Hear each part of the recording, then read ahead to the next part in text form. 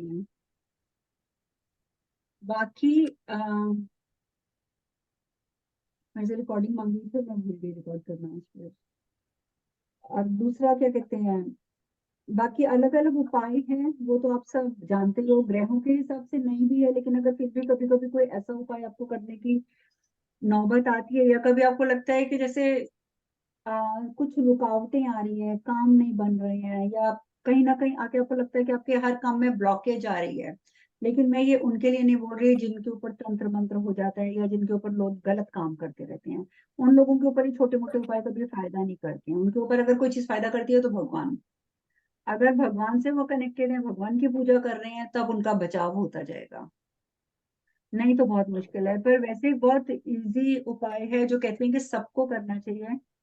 शायद मैंने बताया भी था कि एक तो पानी का ग्लास आप या पानी की बोतल आप रख के सोते होगे कि रात को प्यास लग जाए तो पीनी है। इसके सिवा एक ग्लास में अलग पानी रख के रखिए, अपने सिर की साइड ही बेशक रखो, जहां पे भी आप रखते हो, टेबल पे कहीं पे भी। लेकिन उस पानी को पीना नहीं है, उस पानी को जूठा नहीं करना है। आप रात को वो पानी रखो और सुबह वो पानी उठाओ और अपने हाथ से किसी भी प्लांट में डाल दो, किसी भी पौधे में डाल दो, पेड़ में डाल दो। तो इससे कहते हैं कि बहुत ज्यादा जल्दी आपकी रुकावटें जो हैं वो ठीक होनी शुरू हो जाती हैं। तो ये सब बहुत सबसे आसान उपाय है अगर आपकी कहीं पे ब्लॉकेज आ रही है तो। या फिर एक मिक्सचर बनाने के लिए होता है, अगर आप वो भी बनाते हैं वो बहुत पावरफुल है। आपको लगता है कि फाइनेंशियल फ्लो ठीक नहीं है, पैसे की प्रॉब्लम आ रही है, नौकरी नहीं मिल रही है, या घर में झंझट आ रहे हैं, कोई क्लेश पड़ रहा है, लड़ाई झगड़े हो रहे हैं, कुछ भी प्रॉब्लम्स आ रही हैं, तो आप, वो होता है ना जिसको छोटे छोटे चावल होते हैं, टोटा चावल जिसको बोलते हैं, जो टुकड़ा चावल होता है, आप वो टुकड़ा चावल ले लीजिए, और काले तिल ले लीजिए, सफेद तिल ले लीजिए, और बूरा चीनी ले लीजिए, और इसके साथ आपको घी लेना होगा, थोड़ा सा देसी घी। तो आपको करना क्या है कि एक पैन या कढ़ाई में थोड़ा सा देसी घी डालो, जैसे 1-1.5 चम्मच, 1-1.5 चम्मच देसी घी डाला। उसके अंदर या चावल और दोनों तिल, काले और सफेद तिल और चावल, इन तीनों को अच्छे तरीके से रोस्ट कर लो, भून लो। और जब ये भून जाएंगे तो इसके अंदर जो आपने चीनी ली है, जो बूरा शक्कर है आपकी, या गुड़ की शक्कर या व्हाइट शुगर, शुगर जो भी है, वो आपने उसके अंदर मिक्स कर देनी है। और उसको मिक्स करने के बाद उसको ठंडा होने दो, क्योंकि आपने रोस्ट किया है वो गर्म है। जब ठंडा हो जाएगा तो जो सबसे इम्पोर्टेंट काम है वो क्या करना है कि जो आपने शुगर मिक्स करनी है ना, तो वो आपने चम्मच से नहीं करनी है। ठीक है, वो आपने चम्मच से नहीं करनी है। उस शुगर को आपने मिक्स करना है हाथों से। और हाथों से भी कैसे, जैसे प्लेट में, थाली में आपने सारा कुछ भून के रख लिया, चावल भी और sesame seed, black and white, तीनों चीजें, उसके अंदर शुगर डाल दी। अब आपने उसको ऐसे उठाना है और उसको ऐसे ऐसे ऐसे से मलना है।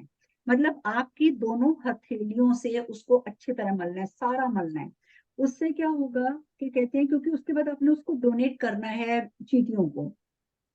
जब आप अपनी हथेलियों में उसको उठा उठा के चीनी को मलेंगे, फिर उठाएंगे, फिर मलेंगे, जितना देर आप मल सकते हैं, मीन्स कि वो चीनी, तिल, चावल सब कुछ अच्छा सा मिक्स हो जाए। उसको हाथ से रगड़ रगड़ के कि चीनी सारी उन तिलों के ऊपर, चावलों के ऊपर चढ़ जाए, इतना आपने मलना है। और वो भी हथेलियों से, ताकि आपकी हथेलियां जो हैं वो उसमें रगड़ खाएं। उसमें क्या कहते हैं कि अगर हम हथेलियों से रगड़ते हैं इसको, हमारी जो, कई बार क्या होता है कि हाथों की रेखाएं, जो लोग पामिस्ट्री करते हैं वो जानते हैं, आपका हाथ बिल्कुल साफ है, डीप गहरी रेखाएं हैं, hand is very neat and clean. आपकी लाइफ में कोई भी स्ट्रेस आ जाएगा, अगर सपोज किसी का भी स्ट्रेस आया, बच्चों का स्ट्रेस आया या किसी भी चीज का स्ट्रेस आया, आप नोटिस करिएगा कि वो जो आपकी डीप लाइनें थी वो हैं एज इट इज आपके हाथ के ऊपर, लेकिन उसके ऊपर छोटी छोटी छोटी छोटी छोटी छोटी हजारों लाइनें बन गई। पूरे हाथ के ऊपर आपकी छोटी छोटी छोटी छोटी, जैसे कितने जाल बन जाएगा छोटी छोटी लाइनों का।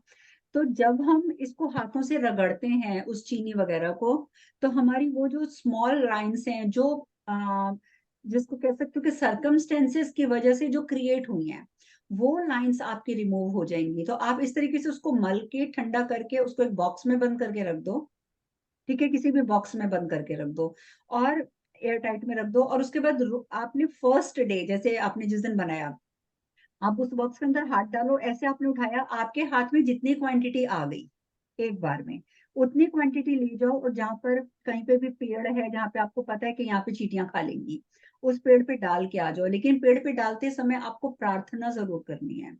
आपने पेड़ पे डालते समय भगवान से प्रार्थना करनी है कि हे प्रभु, जैसे मैं ये दाना डाल रही हूँ या जो मैं खाना डाल रही हूँ, इसका एक एक दाना चींटी खाएगी, उसी तरीके से मेरे जीवन में आने वाली एक एक समस्या को आप मेरे जीवन से हटा दो।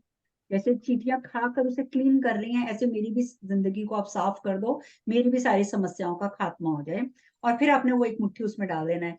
फिर जितना, अगर आपने सपोज एक मुट्ठी में आपने इतना लेके डाला है, तो फिर आपने डेली सुबह उठ के वो डालना ही डालना है, और डेली आपने प्रार्थना करना। आप इससे भी देखेंगे कि आपके ब्लॉकेजेस जो है ना, वो रिमूव होनी शुरू हो जाएंगे। तो इसलिए ये दो काम बहुत इजी हैं और इम्पोर्टेंट भी हैं। अगर आप हम करो तो ये बहुत चलेगा। हम तो यूएसए खाने वाले तो विंटर के बाद कर सकते हैं ना, कब तो चींटियां दिखेगी नहीं, समर के वेट करनी पड़ेगी। लेकिन अगर आप डाल देते हो पेड़ों के आसपास, तो कोई ना कोई कीड़ा मकोड़ा खाएगा ही खाएगा। ओके। कोई ना कोई तो देखो, अर्थ कहते हैं ना, मदर अर्थ को आपने दे दिया, मदर अर्थ में से जो मर्जी अब खा ले। और उसके तो धरती के तो अंदर कितना कुछ होता है, कई बार वो चीजें दब जाएंगी, कोई निकल रहा है, कुछ हो रहा है, आई मीन कोई ना कोई आपकी वो चीज खा लेगा। पर अभी खाने की चीज पर एक और पॉइंट मैं बताती हूँ। आप वैसे तो आप सब एस्ट्रोलॉजर भरे हुए हैं यहाँ पर, ज्ञानी भरे हुए हैं। बड़ी बड़ी एक काम की चीज है कि अगर आप, आपकी रूटीन है कि आपने चिड़िया को दाना डालना है, या आपने गिलहरियों को दाना डालना है, आपके घर में गिलहरियां आती हैं उनको देना है, या आप गाय को चलो रोज रोटी खिलाते हो, कुत्ते को रोटी खिलाते हो, बाहर घर के की बात नहीं कर रही मैं, बाहर अगर आप रोज इस तरीके का कोई भी काम करते हो, क्योंकि ये तो हमारे धर्म में कहा जाता है कि 5 लोगों को जरूर खाना खिलाना चाहिए, कौवे को, कुत्ते को, गाय को, चींटी को, मछली को। इन 5 को देने से हमारे कर्म सुधरते हैं। अगर आप शुरू से चिड़िया को दाना डाल रहे हो और सडनली आप महसूस करते हो कि कुछ दिनों से चिड़िया मेरे हाथ का डाला हुआ दाना नहीं खा रही है, आप कुत्ते को खाना देते हो, आप सडनली नोट करते हो कि कुत्ता आज मेरे हाथ से खाना नहीं खा रहा है, या आप कल भी नहीं खाया उसने, परसों भी नहीं खाया। ऐसे गाय को आप उसकी फेवरेट, यहाँ तक कि घास भी ला के डाल दो, और अगर घास वो पहले खाती है और अचानक आपके हाथ से खाना बंद कर देती है, तो ये सबसे बड़ी निशानी है कि आपके ऊपर कोई तंत्र मंत्र कर रहा है, कोई ब्लैक मैजिक कर रहा है। तो ये जब आपको डाउट हो कि किसी चीज का तंत्र मंत्र हमारे ऊपर हो तो नहीं रहा, तो ये बहुत अच्छा सिस्टम है। ठीक है, आप ऐसी चीजों को, गाय को, कुत्ते को, चिड़ियों को खाना डाल के देखो, आपका खाना वहीं का वहीं पड़ा रहेगा, वो आपके हाथ के डाले हुए खाने को छुएंगे भी नहीं। ये आप कभी भी आजमा के देख लेना। उनकी जो सेंसेस होती है वो हमारा, उनका लेवल हमसे बहुत बहुत बहुत हाई है, बहुत हाई। हमें पता नहीं है कि हमारे ऊपर कोई तंत्र मंत्र कर रहा है, लेकिन ये लोग इतने स्ट्रांग होते हैं, इतने इंटेलिजेंट होते हैं कि आपके हाथ का खाना भी वो खाते समय आपकी वाइब्रेशन देखते हैं कि आपकी वाइब्रेशन क्या है। और अगर आपके ऊपर ब्लैक मैजिक है, नेचुरली आपकी वाइब्रेशन अच्छी नहीं होगी, तो आपके हाथ का खाना खाएंगे ही नहीं। आप जो मर्जी कर लो, आपके हाथ का खाना नहीं खाएंगे। तो जब भी लाइफ में कभी डाउट हो, तो this is the easiest way to find out कि किसी ने आपके ऊपर कुछ किया तो नहीं हुआ है। ठीक है, तो मेरे ख्याल से आज के लिए काम की बातें इतनी बहुत है। तो पर ये चीजें जरूरी हैं, क्योंकि देखिए आजकल बहुत कॉमन हो चुका है तंत्र मंत्र करना। हमारे एक एस्ट्रोलॉजर थे, उनके जैसी कुंडली कोई नहीं देख सकता, पर वो पता नहीं कहाँ गायब हो गए हैं।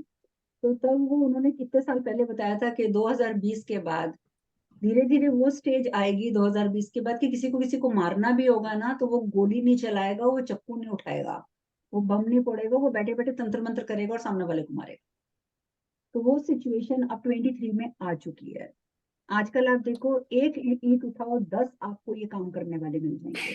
और जो कर रहे हैं और गलत वे में कर रहे हैं, बिना सोचे समझे कर रहे हैं, कि सामने वाले का कितना नुकसान होगा। तो इसीलिए ये कुछ चीजें हैं, स्पिरिचुअल चीजों में जाने का मकसद ये होता है कि हमें इन चीजों की नॉलेज हो, ताकि कल को हमें ना भुगतना पड़े। मेरा भी यहाँ पे ये सब चीजें बताने का मकसद इतना ही होता है। ठीक है। लेकिन अर्चना, कहते हैं ना कोई जो ब्लैक मैजिक करता है तो बैकफायर करता है, तो उनको कोई प्रॉब्लम नहीं होती जो करते हैं? देखो, बैकफायर तो वो 100% करता है। ठीक है, लेकिन बैकफायर वो कब करेगा पता नहीं। और कई बार क्या होता है कि जिन लोगों ने, वैसे ये हमारा टॉपिक तो नहीं है, पर जिन लोगों ने ये सब चीजें पाल रखी होती हैं, और से